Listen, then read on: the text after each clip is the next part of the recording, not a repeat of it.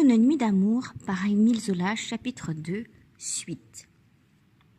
Un matin, au moment où il refermait une de ses persiennes pour se garantir du soleil, il aperçut Thérèse debout au milieu de sa chambre.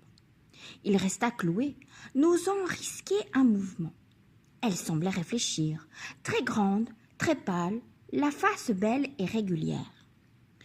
Et il eut presque peur d'elle, dont elle était différente de l'image gaie qu'il s'en était faite. Elle avait surtout une bouche un peu grande, d'un rouge vif, et de ses yeux profonds, noirs et sans éclat, qui lui donnaient un air de reine cruelle. Lentement, elle vint à la fenêtre, mais elle ne parut pas le voir. Comme il était trop loin, trop perdu, elle s'en alla, et le mouvement rythmé de son cou avait une grâce si forte qu'il se sentit à côté d'elle plus débile qu'un enfant, malgré ses larges épaules. Quand il la connut, il la redouta davantage.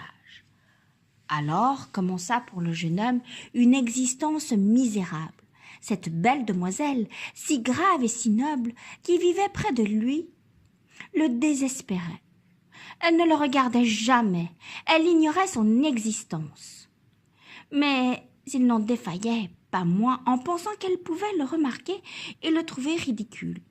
Sa timidité maladive lui faisait croire qu'elle épiait chacun de ses actes pour se moquer. Il rentrait l'échine basse, il évitait de remuer dans sa chambre. Puis, au bout d'un mois, il souffrait du dédain de la jeune fille. Pourquoi ne le regardait-elle jamais?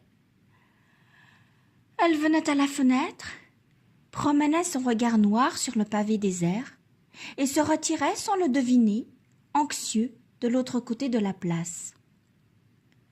Et de même qu'il avait tremblé à l'idée d'être perçu par elle, il frissonnait maintenant du besoin de la sentir fixer les yeux sur lui. Elle occupait toutes les heures qu'il vivait. Quand Thérèse se levait, le matin, il oubliait son bureau, lui, si exact.